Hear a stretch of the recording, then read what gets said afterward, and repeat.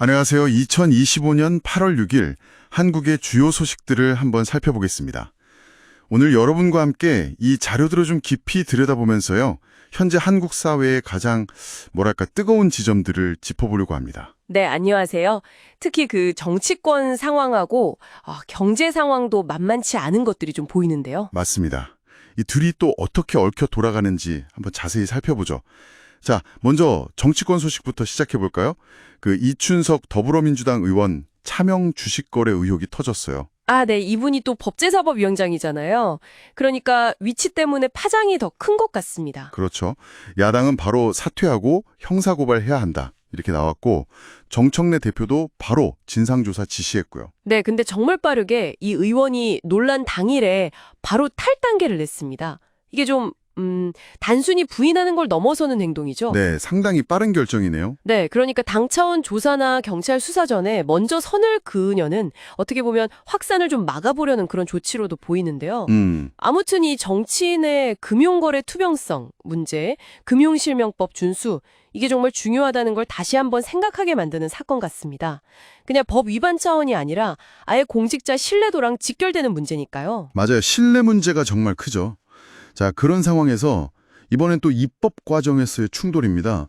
민주당 주도로 방송법 개정안이 국회를 통과했는데 네, 이것도 시끄러웠죠. 국민의힘이 필리버스터까지 했지만 결국 막지 못했고 표결엔 아예 불참하면서 강하게 반발하고 있네요.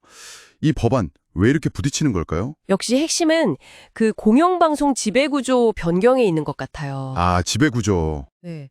민주당 쪽은 이걸 통해서 방송의 중립성을 더 확보하고 또 국민 참여를 늘리겠다. 이런 주장이죠. 네. 근데 이제 국민의힘 입장은 다르죠.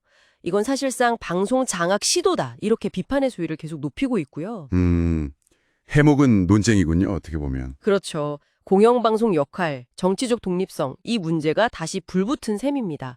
이제 구체적으로 이 사회 구성 방식 같은 게 어떻게 바뀌고 그게 또 어떤 영향을 줄지 이걸 좀 더 깊게 봐야 할 시점인 것 같아요. 알겠습니다. 정치권의 긴장감이 정말 최고조에 달하는 듯한 또 다른 사건, 바로 김건희 여사에 대한 특검 소환 조사군요. 네, 오늘 오전 10시부터라고 하죠. 피의자 신분으로요. 와, 그 결과에 따라서 전국이 정말 또 한번 크게 움직일 수도 있겠네요. 맞습니다. 그리고 특검팀이 김 여사 조사와는 별개로 그 윤석열 전 대통령에 대한 체포영장 집행은 일단 변호인단하고 조율하겠다 이렇게 밝혔어요. 당장은 안 하겠다는 거죠. 일단은요? 네. 하지만 이 상황 자체가 정말 전례 없는 정치적 긴장 상태를 보여주는 거고요. 여기에 또 정청래 민주당 대표가 국민의힘을 향해서 정당 해산까지 언급하면서 압박 수위를 엄청 높였어요. 정당 해산이요? 와. 네. 그리고 진보 사당 대표들하고 계속 만나고 있고요. 이런 걸 보면 대치 국면이 정말 극으로 치닫고 있다. 이렇게 볼 수밖에 없죠. 국내 정치가 어디까지 갈지 좀 예의주시해야 할 것 같습니다. 네. 이런 내부 정치 갈등도 심각한데 외부 압박도 만만치 않아 보입니다. 경제, 국제 뉴스로 좀 넘어가 볼까요? 구글의 정밀지도 반출 문제, 이게 다시 나왔어요. 맞아요. 위성사진 일부는 가리겠다, 이렇게 얘기는 했다는데 여전히 반출 입장은 그대로라고요. 이게 혹시 곧 있을 한미정상회담이랑 관련이 있을까요?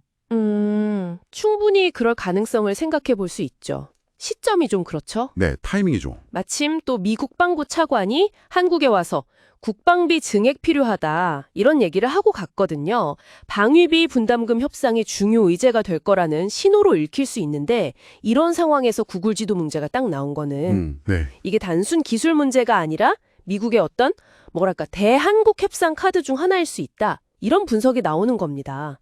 기술기업 데이터 문제가 외교 안보 이슈랑 이렇게 얽히는 경우가 많죠. 그렇군요. 국제적인 압박은 또 있습니다.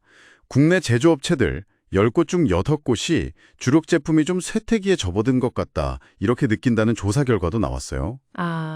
심각하네요. 원인으로는 역시 미국의 관세 장벽, 그리고 중국발 저가 공세 이걸 꼽았고요. 기업들은 그래서 규제 입법이라도 좀 자제해달라 이렇게 호소하고 있습니다. 이거는 현재의 글로벌 경제 환경을 아주 잘 보여주는 지표라고 생각합니다. 미중 경쟁 심해지고 보호무역주의 강해지고 공급망 재편되고 이런 큰 흐름 속에서 우리 제조업이 겪는 어려움이죠. 네. 흥미로운 게 그 브라질 커피 농가가 미국 관세 때문에 힘들어하니까 중국 자본이 그 틈을 파고들었다. 이런 소식도 있었거든요. 국직 통상 환경 변화라는 게 누구에게는 위기지만 또 누구에게는 기회가 되는. 아, 그렇군요. 네, 브릭스 국가들의 독자적인 움직임도 이런 변화의 한 축이고요. 한국 경제가 이런 복잡한 환경 변화에 어떻게 잘 적응해 나가야 할지 정말 큰 숙제를 안고 있는 것 같습니다. 네. 그 외에도 가자지구 휴전 협상은 계속 어렵다는 소식, 대전에서 전 연인 살해 사건 피의자 검거됐는데 경찰 대응에 비판이 있다는 소식, 신세계 백화점 본점에 허위 폭발물 협박 소동도 있었고요. 네. 그리고 또 스포츠 팬들 관심사인 손흥민 선수 LAFC 계약이 임박했다는 소식도 있었죠. 네, 맞습니다. 자, 오늘 살펴본 이 소식들을 한데 묶어보면 어떤 그림이 좀 그려질까요? 국내 정치 대립은 정말 첨예하고 이게 경제나 안보 문제에까지 영향을 미치는 것 같고요. 네. 동시에 또 밖으로는 급변하는 국제 통상 환경 속에서 우리 기업들은 생존을 위해서 정말 힘겨울 싸움을 하고 있고 내부 갈등, 외부 압박, 이게 동시에 작용하는 아주 복잡한 상황이네요. 정확하게 보셨습니다. 특히 국내 정치의 불안정성이 더 심해지면 당장 방위비 분담금 협상이라든지 통상 문제 같은 시급한 대외 현안 대응에 좀 어려움이 생길 수 있다는 점이 걱정됩니다. 그렇죠. 그리고 또 글로벌 경쟁은 점점 치열해지는데 우리 제조업이 경쟁력을 계속 유지하고 또 새로운 활로를 찾기 위한 전략 마련이 정말 시급해 보이고요. 이 모든 문제들이 결국은 다 연결되어 있다는 점을 기억하고 큰 틀에서 봐야 할 것 같습니다. 네.